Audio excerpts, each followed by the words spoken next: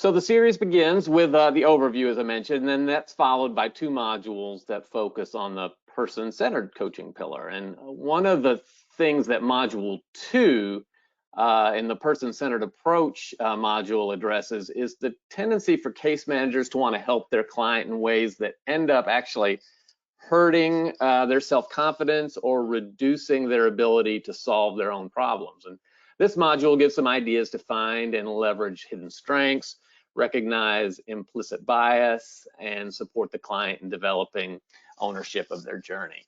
So many people get into this type of work because they're helpers by nature.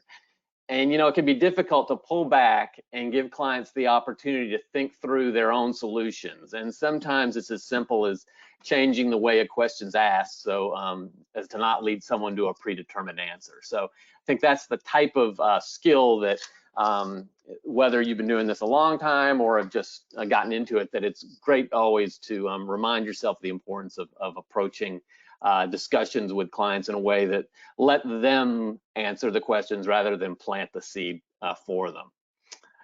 Moving on to the next pillar, modules 3 through 8 cover several aspects of the case manager-client relationship and relationship-based pillar.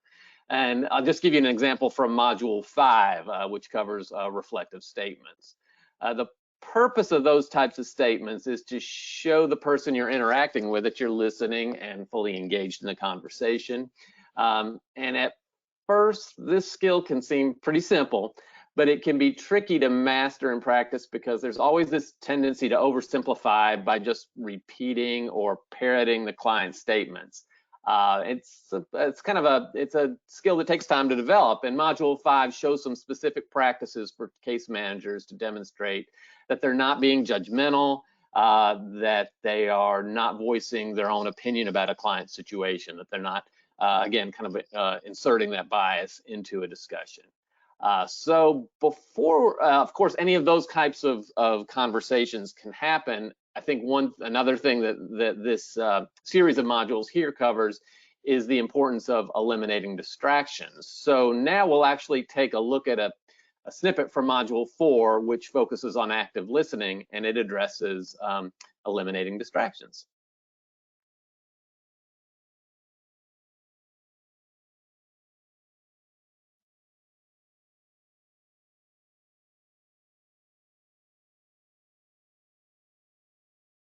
Active listening requires us to create conditions that allow us to give our undivided attention to the client. We must be completely attentive and tuned into them. In order to do this, one of the first things we need to do is to remove all distractions. Take a moment to think about the things that distract you. Write them down or look around your work environment to identify common distractors. Once you've made a list, click Next to see some common office distractions. You've probably considered external distractions such as cell phones or office noises such as conversations between coworkers and their clients or clients' children, emails, music.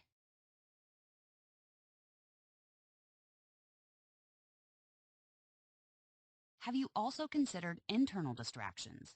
What about personal, emotional, or mental distractions that occupy space in your mind and sometimes your heart?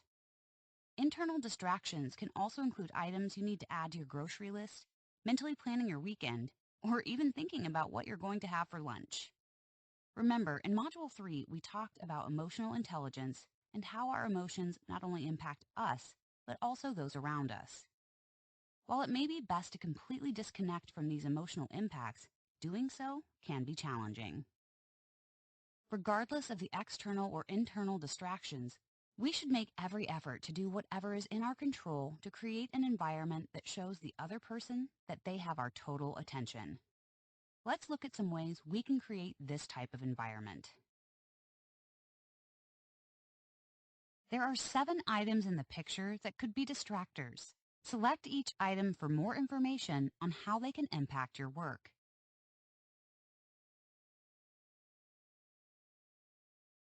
Yes, clock watching can be a distractor. Be tuned in and aware as you engage with clients.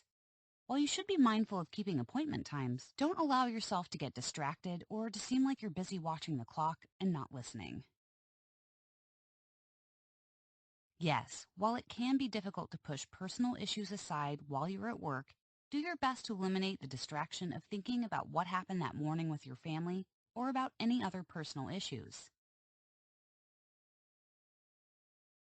Yes, avoid making lists, whether mentally or physically, while you're meeting with clients. It is natural that your mind will wander to what's for dinner or to things on your to-do list, but avoid multitasking or thinking about these things while you should be focused on meeting with your clients. Yes, being in constant contact is easy these days with social media, texting, and cell phones. When you're meeting with a client, it is a best practice to put your cell phone aside, maybe even in a drawer, so you aren't distracted by messages or alerts that may pop up. Yes, other work can be a distractor while you're meeting with a client. As much as possible, focus on your conversation with the client and avoid multitasking or thinking about the work that is waiting for you. Yes, even other work or other client calls can be a distractor. As much as possible, forward your calls to voicemail, or if you are expecting an urgent work-related call, let the client you are meeting with know about the urgency, and if the call comes, make it brief so you can remain focused.